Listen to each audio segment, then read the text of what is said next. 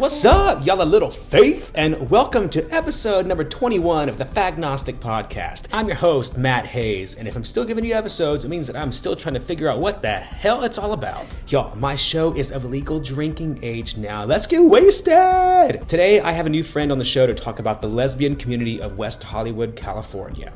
I met Barb Mayo at High Tops in West Hollywood through longtime college friends Patrick and Justin. They told me she was a nightlife promoter for a lesbian event called Cherry Bomb, and I've really been thinking, how can I honor the lesbian community in a gayborhood that really only caters to gay men? Then I met Barb. Lesbians have come to the rescue of gay men since the AIDS crisis of the 80s by caring for dying men, despite not knowing how the disease was transmitted, and stepped up to bat with blood drives to compensate for the discriminatory and outdated 1983 decision to no longer allow men who have sex with men, otherwise known as MSM, to donate blood. Barb is a woman who cares deeply for her community and works diligently to make sure everyone feels safe and seen. She helped start the female division of the nationally chartered Varsity Gay League, and she offers some really valuable commentary on the divine that I'm excited to share with you. She's passionate about the idea of lesbian spaces since there are only a handful of lesbian bars left in this country. In this episode, you're going to hear what she's up to and how she's working to bring back a true lesbian bar to the gayest neighborhood in the entire world. Welcome to the show, Barb.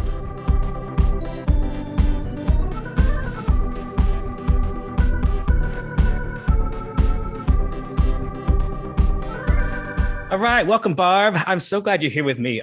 You were not someone, many of the episodes that I have had on this podcast have been from my own circle of network, but you were someone I met through mutual friends randomly at a night out at High Tops in West Hollywood. And my friends Justin and Patrick, who I actually went to Auburn with, and they pointed you out, and I was like, oh, I really want to talk to her. And so I just drunkenly walked up to you in a bar. I was like, hey, come be on my podcast. And you graciously agreed. So I'm really glad you're here. I'm glad to be here. Yes. You walked up to me, my goofy cowboy outfit, you know? Oh, yeah. Oh, you looked great. Fantastically beautiful. So the first question I always ask is, are you a believer?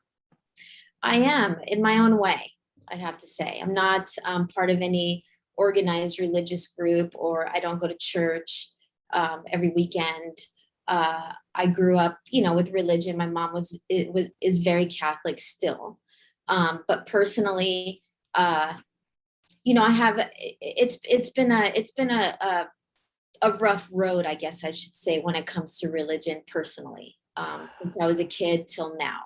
But that's why this podcast exists, because a lot of people share that same association with faith and religion. So we'll talk about how it's affected you and your childhood and where you are today as well.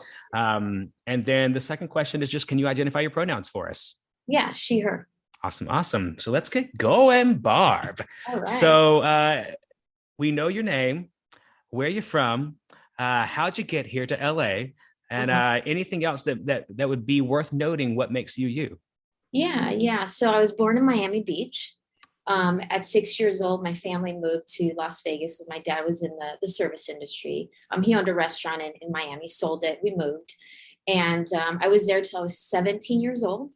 And from there, I moved to Coalinga to go to college. It was a junior college, West Hills, and then ended up in Santa Barbara at UCSB. I went to West Hills to play sports. I've always been an athlete. And then ended up in LA for a girl.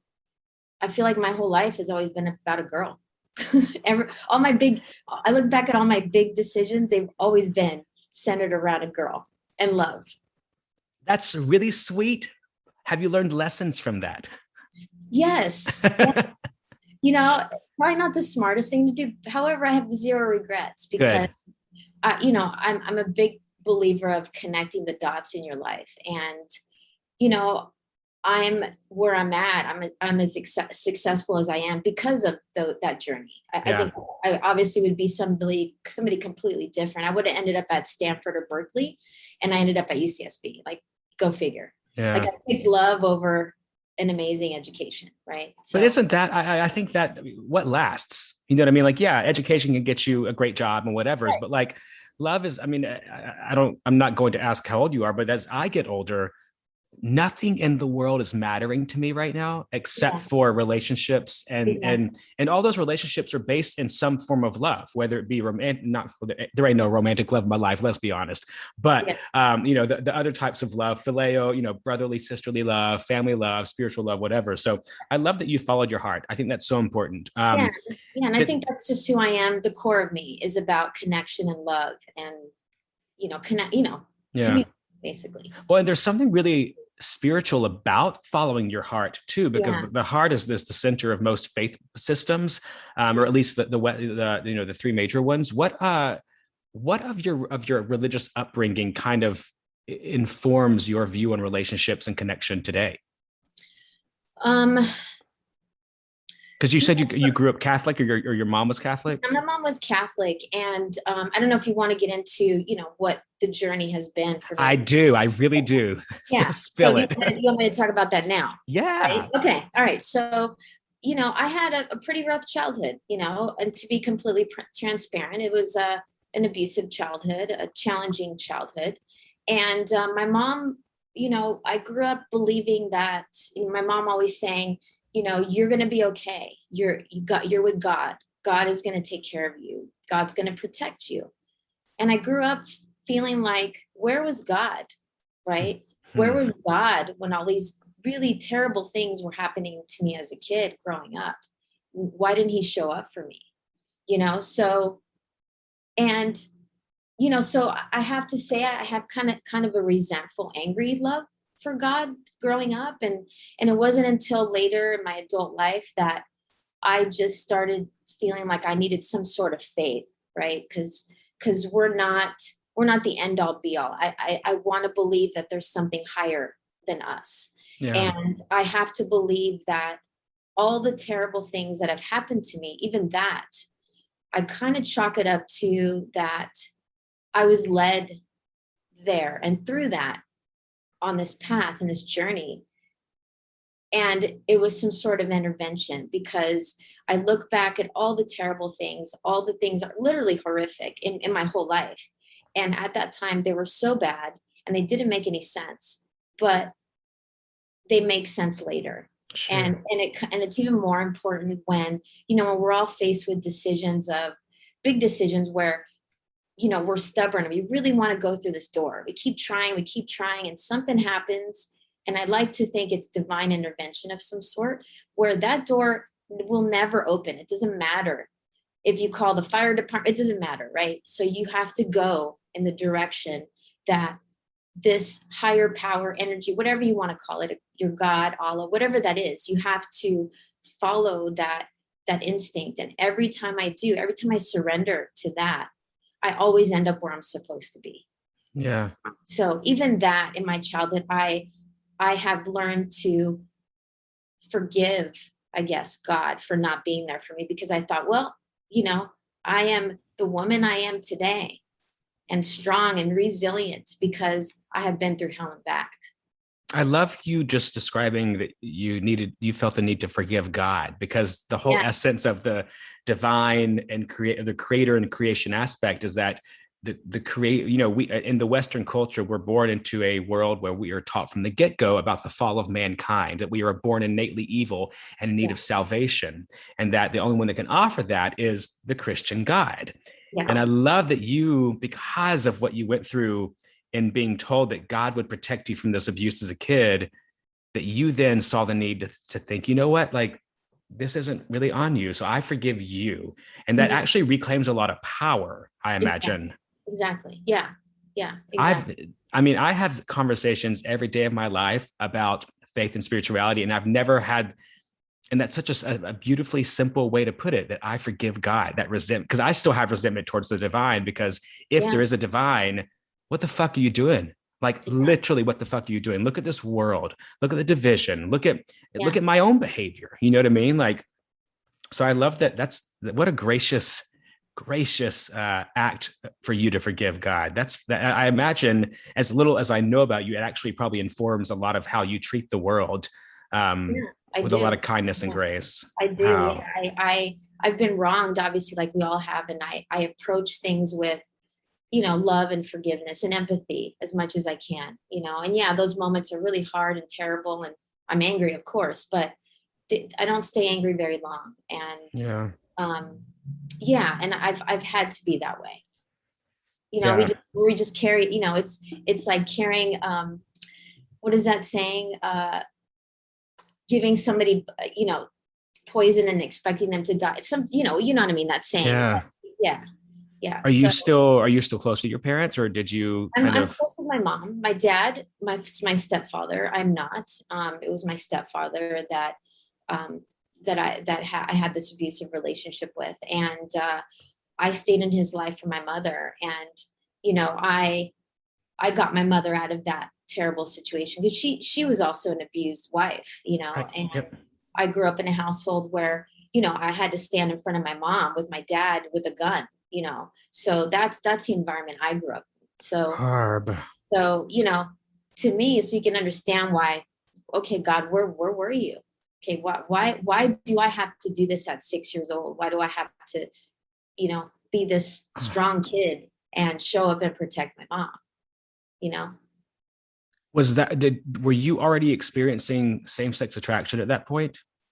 My same-sex attraction is, I think, came around, yeah, 6 or 7 or so. I was very young. Obviously I didn't understand what it was.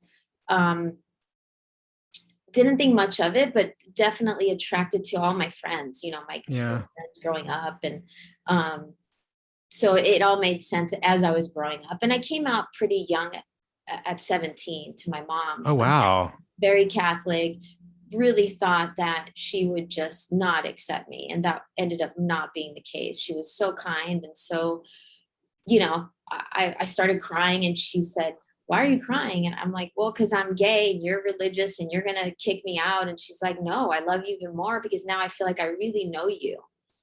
And I told her because I was tired of lying and living this double life, because I would come home from college and be out all night, and she'd ask me, "What'd you do?" And I'd just lie. Yeah. So, yeah, I just wanted to be honest. And I've been out. I made my parents drag me out of the closet. Yeah. I didn't have the guts to tell them, and I regret that. I should say regret. Things happen as they do, but I do look back, and I'm from Alabama originally, and so my was very Southern, and my sweet father. I don't know if I've told this story on air yet, but here we go. They said I was in between college semesters, and we'd go out with our friends, and the friends that knew, we'd go to the gay clubs in the big town nearby. We'd come home, and I remember before I was going out one night, my dad, and I was wearing like painted on denim and very tight little polo shirt, gel for Jesus and days in my hair. And I remember he said, "So we're concerned about your sexuality." And I was like, "Oh no." I was like, "Same, Dad, same." But here we are having a podcast about it.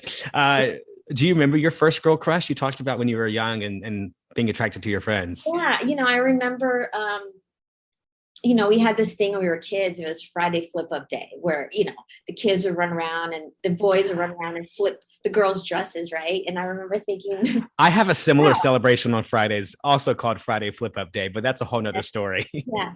Yeah. And I remember thinking I kind of like that, but I don't really why. That is so cute. I love that you still remember the Friday flip up day. Yeah.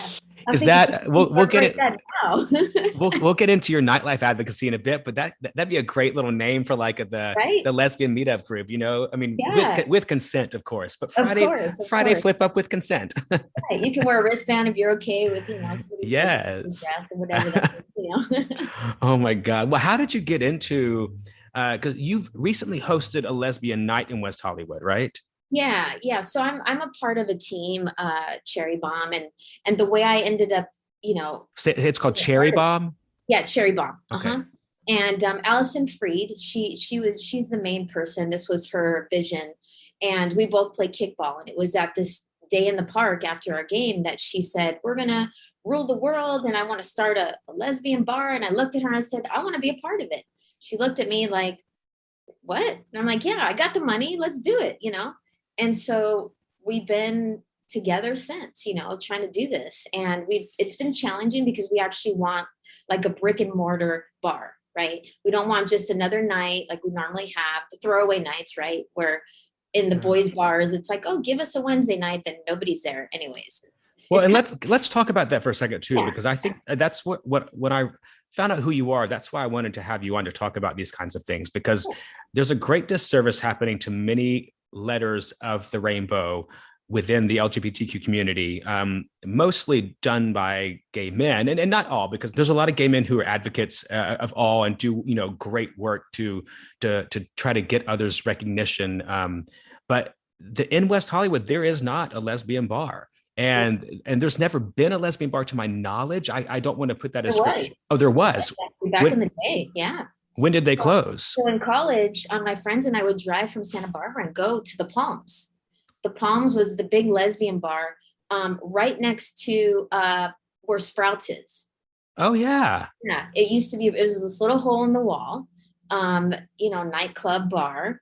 And we would all go there and hang out. And that's the last, and there was a Normandy room where the gym bar used to be. Okay. That was also a lesbian bar. But the Palms, I would say, was the big one that I think people would know that are a little bit older. And we also had Girl Bar, but that was also like just one night a week. Sure. The Palms was actually a lesbian bar. Okay. And then I feel like when I first moved to LA, there was also a lesbian night at the Abbey.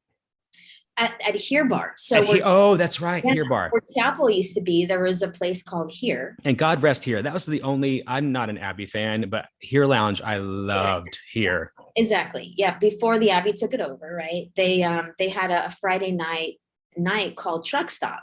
And it was the place to be. It was wild. It was crazy. It was so much fun.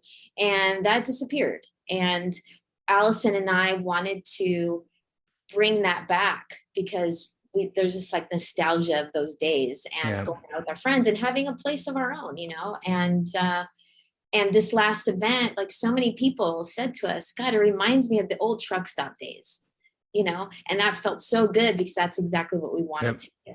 Yeah. What's the vibe of that? Because to me, Truck Stop sounds a bit demeaning, like, and a bit appropriated of stereotype, and which is not okay. Yeah. So what's the vibe of what Cherry Bomb's doing now? I don't even know why they called it Truck Stop, to be honest. A place where women could go, women that, from the whole community, people from WeHo could go. And it was just nice that it was in WeHo. I think that was the main thing, is that all the events that have been happening have been at a park or at some bar in Silver Lake. It hasn't been in the WeHo scene, which to me, that's the gay scene. I wanted to bring this back to WeHo. That was really the idea behind it and the passion behind it. Sure. Well, what is it like as a lesbian woman in West Hollywood who, remembering days of yester, that where there were brick and mortars where you could socialize with other gay women. Yeah. I mean, do you feel neglected or excluded from the gay scene in West Hollywood because there's not a brick and mortar dedicated to lesbian women? I don't know that neglected is the right word. It's a little disappointed and, wishing that there was. But I also understand why it's a challenge, because women typically don't go out as much as men do. It makes sense that there's lots of bars for boys. It's drinking, going out and meeting guys. That's just what it seems like you guys are like. That's your thing. Sure. With women, it's a sprinkle of that, but it's, hey, let's have a dinner party. Hey, let's, if you're with somebody, let's just stay home, cook a meal and snuggle and watch Netflix. We're much more relationship oriented than going out and hooking up or whatever. Does that make sense? So yeah, absolutely. But more than anything, I feel bad for the women, in their 20s and 30s that don't have that, because that was so much of a part of me being a lesbian and me being comfortable in who I am today, is because I had those spaces when I was younger. I had those places to call my own, to go every night of the week, and I could see somebody familiar. And it's just women, and whether you wanted to make friends, maybe pick up on somebody or flirt, whatever that was, there was always a place to do that. So Yeah, no I, doubt. more than anything, I feel bad that these women don't have that. And that's what I feel like that's what I want my legacy to be, is I want to give that to them. You Yeah. know, it's so important. It's Yeah. so important. Yeah. Do you feel like it informs some of the behavior of gay men in WeHo nightlife? Like, when a few lesbian women walk into, a bar in West Hollywood, do you feel like there's like a notice of like, oh, there's some lesbians, or do you feel like it makes gay men feel like they have ownership over the bar compared to a woman? I feel like it used to be more so that way in the past. I've noticed that it's not so much now, Mm-hmm. that the men aren't as catty about having women there. Sure. And I've never felt in WeHo like I'm not wanted, but I also love gay men. So Sure. I may be the exception. I interact. I have a lot of gay male Yeah. friends. So yeah, I think we're able to coexist in those spaces and interact. But what I have noticed, it's a little bit segregated, Yeah. unless you have people like me that likes to mingle with men. Like I met your friends by Yeah. just mingling with the men. Like a lot of the women don't do that. I personally do. So Why do you think that is? Is that self-preservation? Is that tribalism? the reason why I interact, or the reason why The reason why there is segregation, why maybe some women don't feel like they need or want to go commingle. I don't know. I think it's just because of just wanting to be with your own, Sure. and I think it becomes more important for a lot of women because we don't have that. So Yeah. wherever we are in spaces, we tend to stick together as a herd, even if we don't know each other. Right. And that's been interesting to see when you go out, even if I don't know certain women, like they all seem to be in one area. Yeah. I'm Yeah. glad to hear that you don't feel like it's as bad as what I'm projecting it to be, because Yeah. in prep for this interview, I've just, I try to individually and specifically prep for each episode with each guest. And I went down a rabbit hole today of basically just the history of lesbians Mm-hmm. saving gay men. I mean, and quite literally, during the AIDS crisis, Yeah. there was a time when, I mean, nurses and doctors would not even like enter a room of an AIDS infected man, Yeah. or even like take care of them post-mortem. And Yeah. so lesbian women, not even knowing how AIDS is transmitted, it could have been through the air or touch, would come in and take care of their community, Mhm. of their brothers. Yeah. And then, in 83, when they put the ban on gay men to not be allowed to give blood, or I think that technical term is MSM, men who have sex with men, lesbian women stepped to the front of the line. And there's even an organization called, I think it's called the Blood Sisters. That's basically just an organization of lesbian women who, to this day, donate blood on the regular because their gay brothers are not allowed to still, Yeah. in most locations. So I just always feel indebted to lesbian women, especially, for picking up the baton when gay men couldn't or wouldn't. Yeah. I guess for me, I just see us all as one. Yeah. It's, to me, it's not the LG and the B, whatever. It's like we're just one. Yeah, and we have to be. I'm so thankful you brought that up, because we do, in order for us to, because I mean, we don't know what's going to happen next election cycle. Yeah. Our rights are not secured. I mean, DOMA being struck down, was a big deal. I was a little worrisome during the 45 administration, with some of the judges that were put in place, but it's not a done deal yet. We still have work to do, and in order for us to accomplish it successfully, we have to see each other as what you just said, which is one LGBTQIA plus community. Yeah. One collection of queer people that come together and advocate for not just ourselves, but for the others who are in that same rainbow.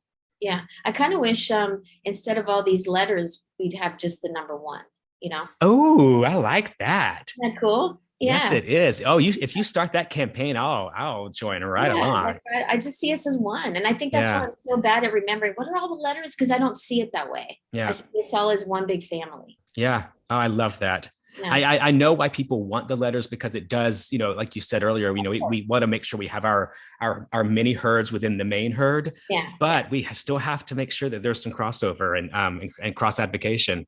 Yeah. So you mentioned VGL earlier. That's that for those of you who are not LA local. Or actually VGL is all over the country right now.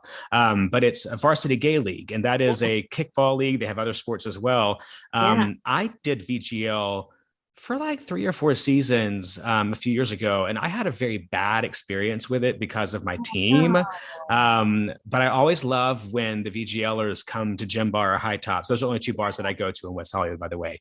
I love when they come up because they're all like in real cute shorty shorts, and it gives me plenty of visual stimulation. But it's always just fun, good energy. But I wish I'd had there's some people that I was really happy to get to know, but I wish I'd landed on a different team or something to get the full vibe. I wanted you to come back because, I think that that's the case in anything you do, right? Yeah.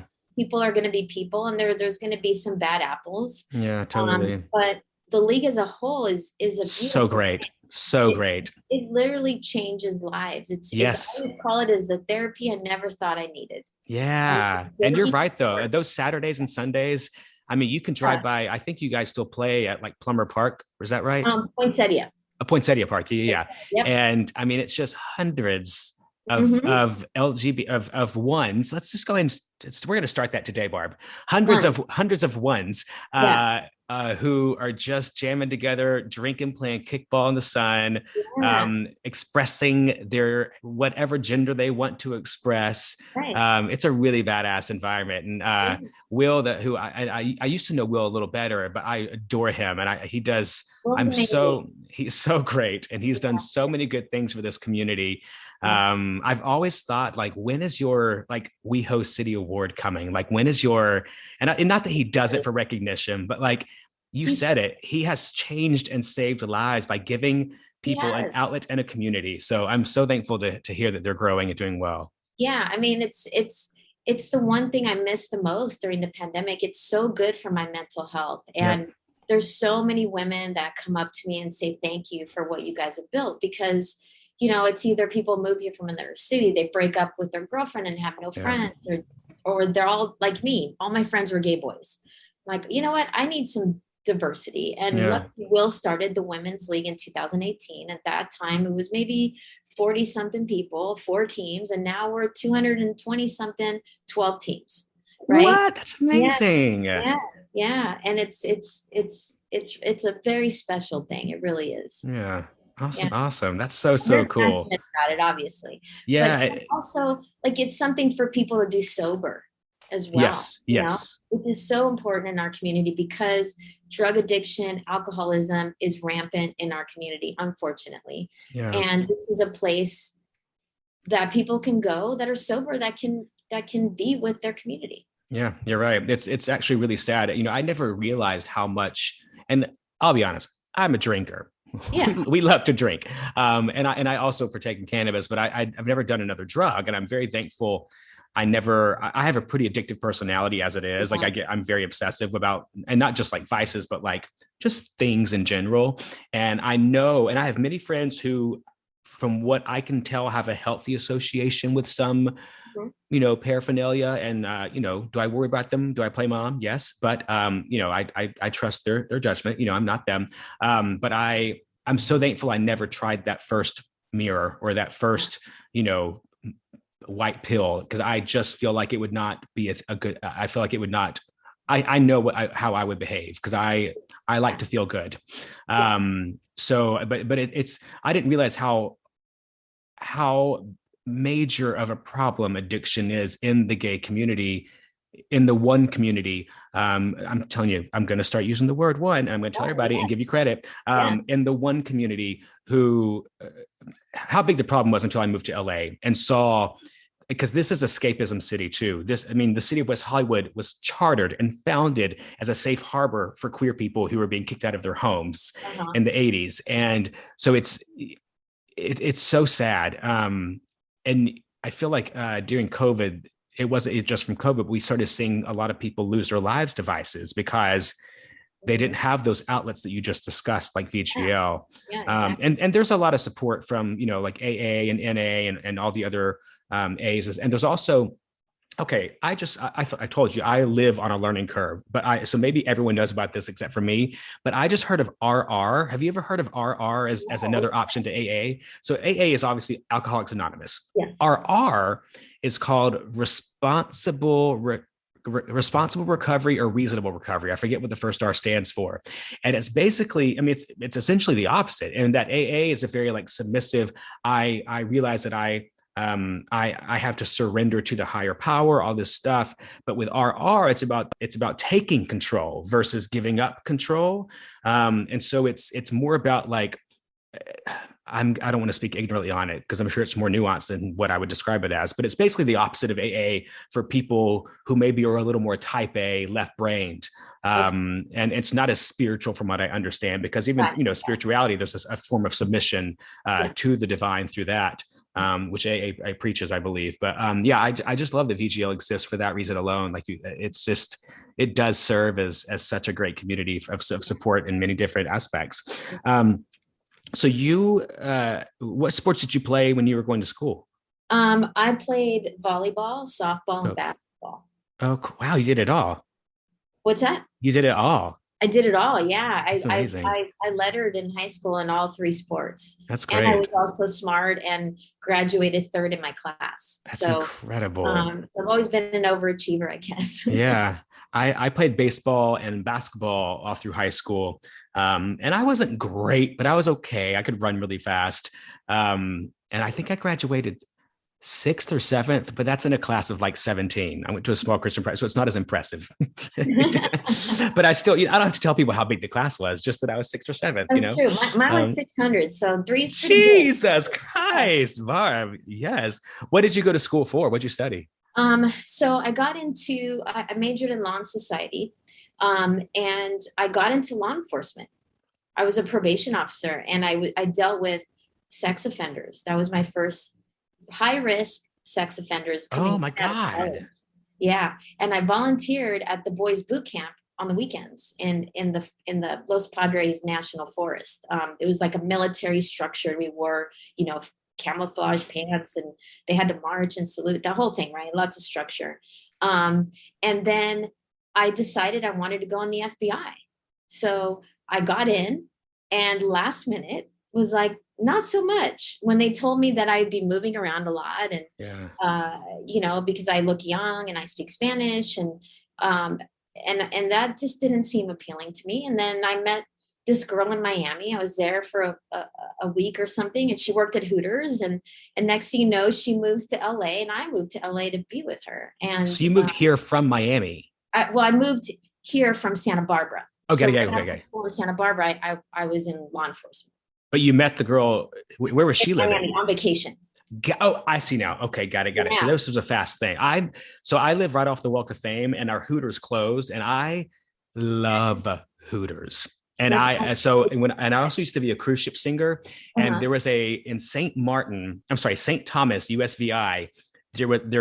I think the Hooters actually closed there too. There was a Hooters there, and every single time I was in St. Thomas, I would go to Hooters. And I was still like in a little bit of like some gay shame about myself. So I'd always try to act really butch and flirt with the Hooters girls. And like, they can see right through it. Like, they're like, what the fuck is this guy doing? Yeah. But that just sent me down a tangent. Now I want some wings. Yeah, wings, so good. Yeah. How long were you all together when you moved here? We were together total about almost 4 years. Wow. Yeah. And, doing that, moving to LA was the best thing I ever did, because I was so in a bubble in Santa Barbara, and there's no way that I would just have upped and moved by myself. Yeah. But she gave me that push, I guess, to do that. And I switched careers. I got out of law enforcement, and I interviewed for this job and sold this guy that I could be a recruiter, a corporate recruiter. So there I was. Recruiting for a company, hiring staff. And I did that for many years. And then I ended up changing careers again, and ended up in the industry I'm in now, which is online marketing, advertising. And I branched out on my own, and because I wanted the freedom. I've always been this entrepreneur, and it just gives me the time. I work when I want, and I don't when I want, and I don't have to be chained to a desk. And I work just for fun at this point. I'm pretty much retired. And you partner up to create amazing events for gay women in a Exactly, city where there's not a lot of options. yeah, exactly. Yeah. So I have if you look at my Instagram, I have a pretty damn good life, You do, yeah. Yeah. I have so many amazing friends, amazing family, community. Um, it'd be nice if I could, have a girlfriend. So let's hit on that for a minute, because Yeah. the Fagnostic podcast is not just a podcast about queer faith, but it's also a singles market.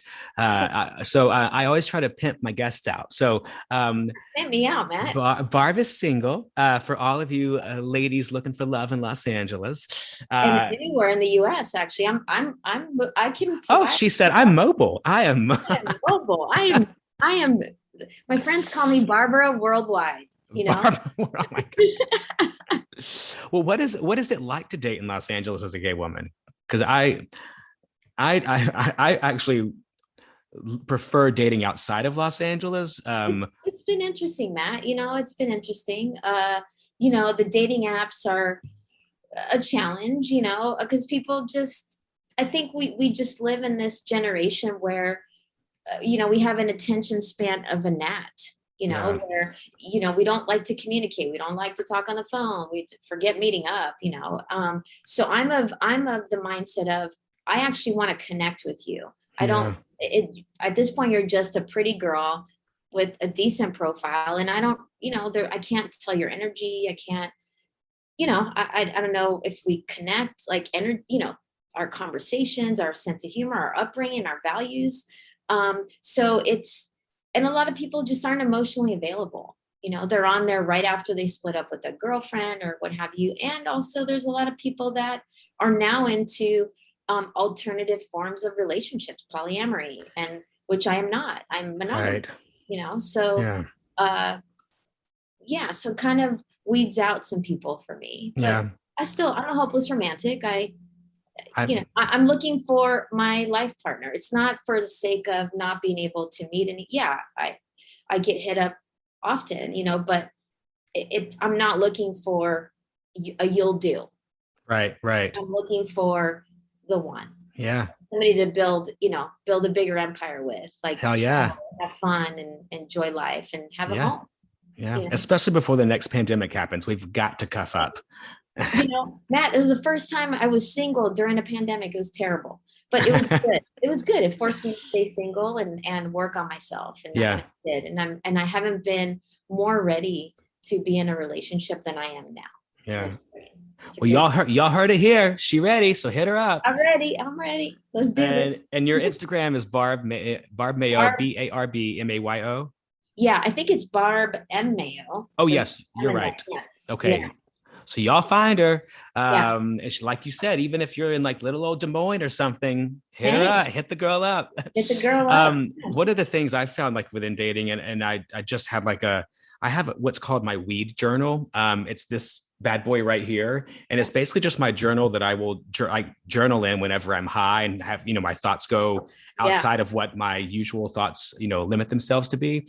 And I had a revelation recently that, because I have a tendency to really not fall for straight men, but like really just I actually find myself really like intimately connecting with straight men more than I do gay men. I mean, I have my gay, circle, and like we travel, do our things together, but there's something that I started thinking like, oh, what does this say about me? And I realized one day it's actually not about me. It's about what I'm attracted to and what I'm not. And I think what it is that there is so much trauma still in the gay community in our generation, from just our upbringings, especially religiously speaking. And it informs your sex drive. It informs your sexual intimacy abilities. And I found, straight men are just born in this world as is and get to be. Yeah. They have their own issues that they have to do. I'm not discrediting like the journey of a straight man, but that sex trauma is often not as present as it is in my community. Right. And so that's now that I've recognized that, it's allowed me to better assess who I am attracted to in my own gay community to recognize like, and also within myself, because it's not that I'm like completely healed and devoid of any trauma. But I just thought it was a really interesting revelation that I think probably resonates with a lot of people. Do you feel like do you feel like the lesbian community has a lot of gay trauma around it? 100%. Yeah, 100%. Like, I think for me, I my whole life, I've always thought if I had never been abused, would I have been straight? Right. Well, and that's what I almost brought that up when you said it, but I don't even want to give it voice because it's such a stupid argument to make that from our adversaries. I don't know where I'm from today. But because it's the assumption would be that only gay people have been abused. And that's a small, tiny percentage of those who have been abused. And if that's your argument, why aren't the rest of them gay? Because that's more on the market for folks like me and you to try to find. Right. But it's really unfortunate that people have that that argument, because it's detrimental not just to us, but to those who have also been abused that don't give voice to their abuse, and it's really heartbreaking. And I feel like growing up, and again, I don't know exactly, I assume you're around my age. There is growing up, and especially in the South, like I joke about the Walter Cronkite complex. And for men, even if you had a higher voice, you always tried to speak lower to sound more manly. Yeah. And with women, you were brought up to be feminine and dainty and delicate, and these gender norms that are so fucking harmful. And I speak all the time about how the binary is literally killing the world and our community daily, exponentially. And there's no allowance for that gray space. But I wonder often, I've seen my own, how do I even say this? My own expression as it relates to masc versus femme. I've seen that ebb and flow over time because we are so confined to behave one way as a child during the most formative years of our life that how do we even know who we are? Yeah. And what is our natural behavior? Like, what is it if we're not allowed to even explore it as a child? You know what I mean? Yeah. Did you have that same situation when you were growing up? I remember my mom always making me wear dresses, and you would have thought that I was being put through the worst trauma ever, by having to wear a dress. Like, I would cry. I felt so awkward in a dress. Yeah. There's a film that I judge film festivals, and I judged one a couple months ago in North Carolina, and there was it's a short film. I mean, it's actually a longer short film, but it's called The Gray Space. And it's by this incredible filmmaker. It's a duo, but it basically honors what we're talking about right now, in that it was a collection of 5 women, all identifying as she, her, who just expressed differently. And some were, some looked like what we would call a man, but they still identified as she, her. And some, looked feminine, but would wear, men's tennis shoes and men's jeans because it was more comfortable. And there's just the way that society has successfully informed every single one of us of what's okay and what's not okay is awful. But I think we're in a place now where we're recognizing that, and we're able to have these conversations so that, God willing, some kid in, I don't want to reference Des Moines again. I don't want to give too much props to Des Moines, but where Albuquerque or Decatur, Alabama, where I'm from. Hopefully, one kid is here like, oh, like it's okay if I don't want to wear a dress. But I brought that film up because she described just what you just said about the dress being such like a prison almost. And costume almost, being in drag. That's how I felt. Yeah. Terrible. Okay, are you a Drag Race fan? I am. Yeah. I'll have to say, I haven't seen it in a couple seasons. I watched it quite a bit back in the, like 2 years ago. Right. I call it the gay Super Bowl. It's absolutely the gay Super Bowl. Yes. I can't get enough of it. I've watched every country multiple times. I mean, and I only jumped on board like 2 years ago, thanks to my best friend, Brittany. But one of the things I have seen a lack of, especially here in LA's gay scene, is the drag king presence. And so would your with your goal to have this lesbian brick and mortar, is part of the conversation also to have a drag king presence? Absolutely. Yes. Yes. That's one of the things that I want to bring to West Hollywood. Just like we have drag queen nights. Oh, I just got chills. I'm so excited because there are drag kings here. They just don't have the platform. And there are a lot of, I mean, there's a lot of homophobia within the gay community as a whole, but there is still, I mean, there are promoters who will not give presents to a drag king in a drag show because they don't feel like it's as profitable or as entertaining or as sexy, or who knows, you know. There is nowhere, but it's such a form of art and expression that expression is in the lesbian community. 100%. Something I talked to Allison about, like, we have to have at least this once a month. Yes. Are you, I mean, like, what's the how practical is it to look forward to like a date of are you looking at locations? Like what's... Yeah, we've been looking at a bunch of different locations. That the challenges that we're having is the location, or it's ridiculous in price, or it's not big enough, or it's a blank canvas and it's an entire, huge build out. And also the challenging thing is the liquor license. It takes a year to get a liquor license. So it's finding a landlord that will give us some grace in that time that we're building out and trying to obtain our liquor license. And it's not even something that's guaranteed. So we can pour in $500,000 or almost $1 million and it could not happen. So it's really trying to find the right situation where it's not such a huge risk, and that the location makes sense and the space makes sense for what we want to do. And we also want to bring live music to WeHo. Yeah. That's the other thing that's really missing. And, lesbians love live music, Yeah. Have you spent any time in Nashville, Tennessee? I have not, okay. But I've heard great things about it. It's a beautiful city. Music, yeah. Yes. I love Nashville.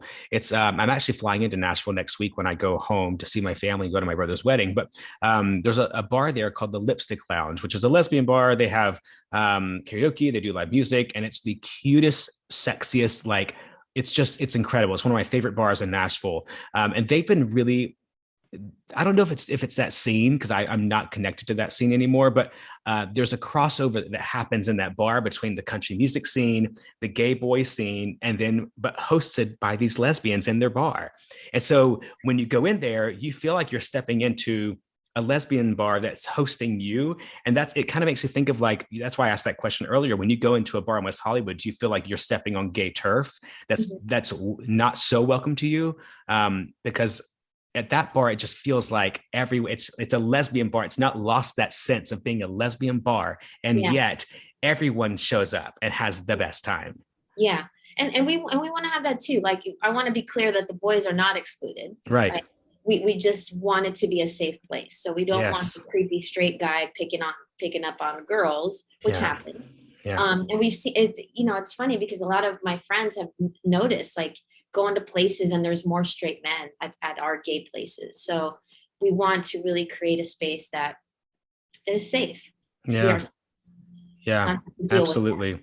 Yeah. Well, I'm excited to see what comes of this and the fruition that you experience with it, because this sounds A, very needed, B, extremely past due. But it sounds like you're going to create the next generation of, like, the bars you referenced earlier. Yeah, that's the goal. That's the goal. So when I, like I said, I want that to be the thing I leave behind to people, So legacy is really important to you. Yeah, super important. Yeah.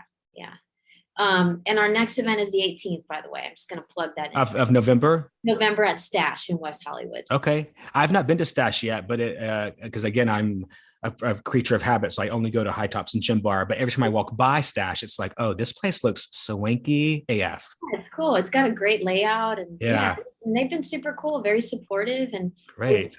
We're blessed and grateful that they've allowed us to partner with them. Yeah.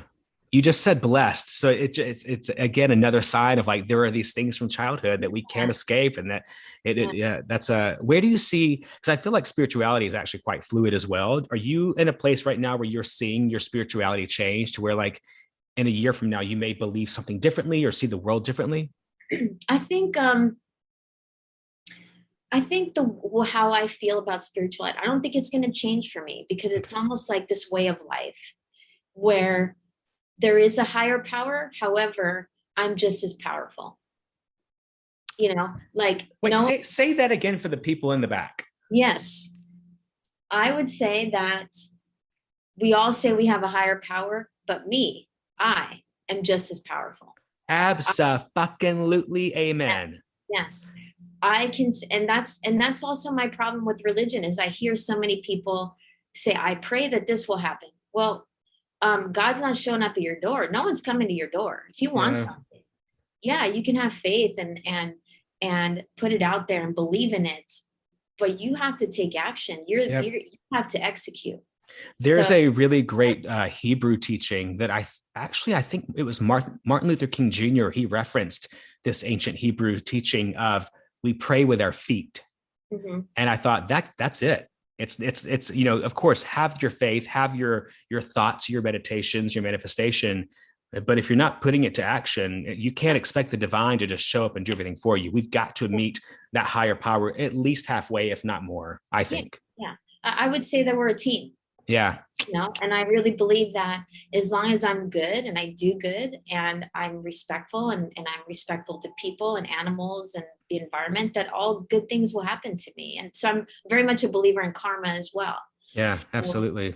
So I think if I had to pick one religion, like if I had a gun to my head, it probably would be Buddhism, because it's really more of a way of being. Yep. There's the book that I'm reading right now is by Joseph Campbell called Myths of Light. Have you ever heard of it? No. He's a thought leader for sure as it pertains to like Western religion but like the where it's all come from, which is obviously from the East. And he draws, basically a Venn diagram between all the major religions. But during his East Asia journeys, he was finding it so fascinating. And I referenced this earlier, how they're born without the knowledge or the punishment of the fall of man. And so, whereas we are born off on the wrong foot, they are born off on the right foot. And what a greater chance of success and happiness and impact you must have if you're born that way. I mean, I'm sure they have their own cultural traumas or religious traumas, whatever, but like to not be born thinking you're in need of a savior or you're in need of we're just fucked. Yeah. And I realized that about myself when I went to Thailand for 2 weeks, and the most beautiful, kind, respectful people I've ever been around, honestly. Yep. And I really believe it's because they're Buddhist, because they believe in being good and doing good, and all good things will come back in return. And I really felt that way when I was there. That's so incredible. I've never been there, but I really hope to spend time, because in my own religious turmoil, I feel like it would actually be really healing to go be around that immersively versus just pontificating it and conversing about it on this podcast. That's incredible. We stayed in Phuket and we stayed in this amazing home, and it was the most beautiful thing I've ever heard. The sun was setting and you can hear the monks chanting from a distance. I mean, it was just, you just had to be there. It's so beautiful. Like I wanted to start crying. It was so beautiful. That's wild. Wow. So November 18th is the next event at Stash in West Hollywood. Yes. Barb Mayo is single. Trying to think what another bullet point to hit real quick before we head off. Well, excuse me. So if the divine, whatever that is, the higher power, the God, the whatever, were standing before you today, what would you say to them? Not ask, but what would you say to them? I would say, help us connect as people again. I think that we've lost our way a little bit. I really believe that. I really believe that people have stopped being people and kind and being aware of each other. And I don't know if that's an LA thing. I don't know if that's a humankind thing, but it became very evident for me during our last presidency of how divided we really are.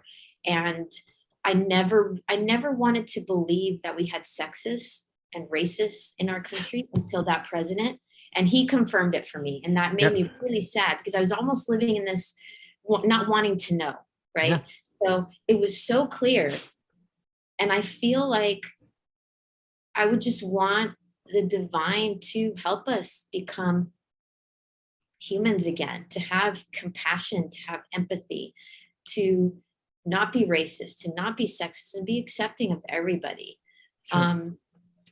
So I think we've lost our way a little bit, just to I help us agree. get back on that path again. Yeah. And like we said earlier, there's a lot at stake for our community looking forward, because I met a guy. I was in Palm Springs for Pride this past weekend, and I met a guy there, and we really hit it off, and had instantly, we just got deep in conversation. It went, beyond the physical aesthetic immediately. And he works in DC, and, working in some pretty high profile offices. And I said, like, what's the temperature in DC right now? Like, what's going on? What's the tone? And he said, basically, like, everyone is looking for jobs, because we're all terrified that we're all going to lose our jobs next year with the House and the Congress. And I just thought, then we're fucked. What we have nobody in our, because what's going to happen is they're going to come back and retaliate. I mean, this is that population, that diminishing population of Americans who are not for progress are shrinking, and they're terrified. And so they'll do whatever they can to ensure that their rights are protected over ours, even though our rights don't affect their rights. Yeah. But let's put that out into the universe to all the listeners, is that let's pray with our feet. We can ask the divine, we can request to be of service, to help us learn how to reconnect with people, and let's put our boots on the ground and get to fucking work. Yeah. And also I would tell them to put me on the guest list of heaven. I'd like to. If it even exists. Right. If it even exists. But I'd like to be on that list. I think I'm a pretty decent human being. Oh my God. If y'all could see her smile, like, you would know you're going to be there. Thank you. Single Barb Mayo. I really appreciate, I keep plugging you. I'm telling you, we're going to get you wet up. I hope so. and you're going to hear about it. You're going to do a second podcast. Yeah. Yes. Like a kid, Yeah. I love that. I look so forward to seeing you again, because we only chatted for a few minutes at the bar. But we're hanging out. Trust me. Absolutely. And please come back to VGL. Honestly, please. You really, now that I know you're a part of it as well, like, I need to look into it again, because I really did love I looked so forward to it every Saturday morning, and the few people that I created friendships with, we all kind of had the same vibe on that team. But I really do miss, like, it was fun, and I'm pretty athletic as well, so I miss, like, having that team mentality. And start your own team. You can start your own team, right? Oh, I did not know that. Yes. Oh, maybe I'll look into. So you can sign up as a captain of your team. Just have your players register under your team name. Oh, interesting. Okay. Well, and also, y'all go check out, if you're in LA, if you just moved here, or if you're planning on moving here, go check out VGL as well. VarsityGayLeague.com. And you can also email me, Barb at VarsityGayLeague.com, if you're interested in joining the league and being a part of it. You don't have to be good. I want you to know. In fact, I would say most people are not good. Exactly. Who's played kickball? Nobody. Right. If you did, you were probably 5.